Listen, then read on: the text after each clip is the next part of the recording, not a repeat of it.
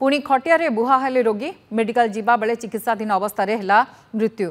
अभियोग आछि नवरंगपुर जिला पापड़ाहांडी ब्लॉक अंतर्गत जबागुड़ा गाँव मैदलपुर पंचायत जबागुड़ार हरि सिंह जानी पत्नी ललिता जानी 5 दिन हेब ज्वर में पीड़ित थे। हठात गुरुतर हो पड़ू परिवार लोक आंबुलांस को जोगाजोग करथिले। कादुओ रास्ता जोगु आंबुलांस गाँव को पहुंची पार नथिला।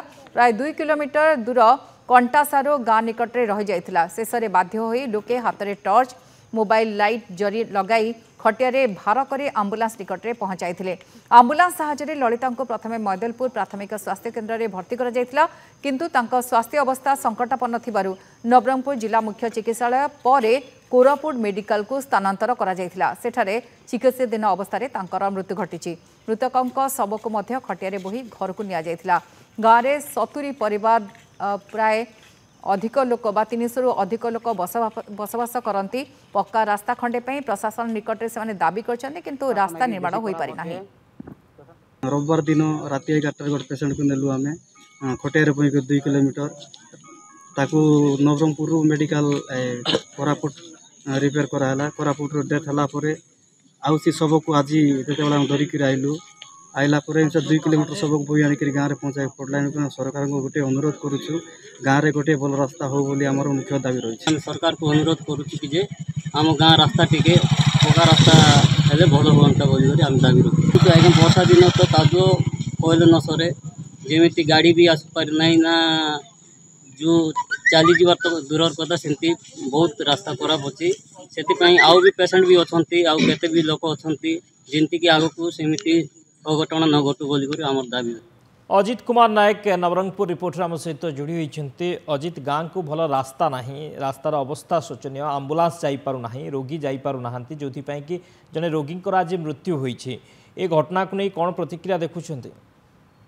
हाँ देखो तो शक्ति आज एक अभावन घटना घटी। नवरंगपुर जिला जो मैदलपुर पंचायत रही मैदलपुर पंचायत जबागुड़ा गाँ रही से जड़े रोगी रही ललिता जानी बोली दीर्घ 5-6 दिन हम ज्वर होता और ज्वर होगा समय कौन आंबुलांस से गाँव को जापरेनि कारण वर्षा दिन रास्ता शोचनीय रास्ता से रास्ता आंबुलांस गाँव को जापार ना जहाँफल से माने डाक्तरखाना को आनी पार नथिले किंतु जेतेबेले गुरुत्व अवस्था तांकर हैला कि असुस्थ बहुत हला से समय तांको एम्बुलेंस डकाइतिला एवं से गाँव पाखापाखि जबागुड़ा गाँव प्राय 2 किलोमीटर तांको खटिया रे बोहिकी से माने एम्बुलेंस जो स्थान रे रही से एम्बुलेंस स्थान पर्यंत पहुंचेतिले किंतु दीर्घ 4-5 दिन जेतेबेले तांकर देह असुस्थ रहितिला से अत्यधिक गुरुतर होइतिले एवं मैदलपुर डाक्तरखाना रो सीधा सड़क भाव में तांको नवरंगपुर जिला मुख्य चिकित्सालय को पठा जाइतिला एवं सेठारे मध्य से गुरुतर होगा पर कोरापुट एसएलएन मेडिकल कॉलेज को स्थानांतर करा जाइतिला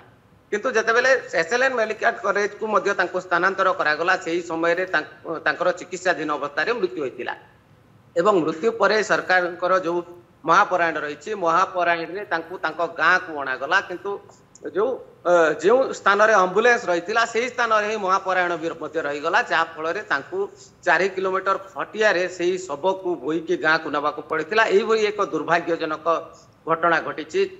नवरंगपुर जिलार विभिन्न वर्तमान पर्यंत जो स्वाधीनतार 70 वर्ष पूरा घटना रे लोकों रिएक्शन आम शुणुलु जिला प्रशासन निद भांगिलानी तो ए कथा तांको कान रे पहुंची तो?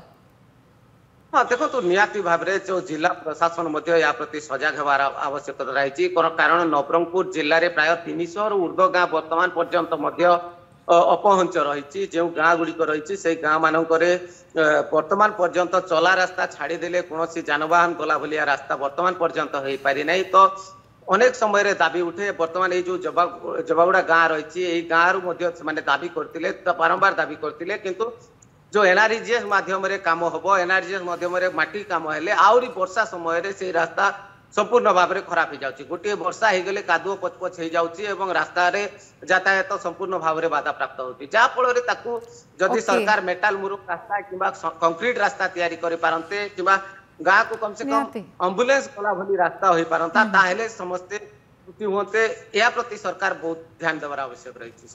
ओके बहुत बहुत धन्यवाद अजित समस्त सूचना।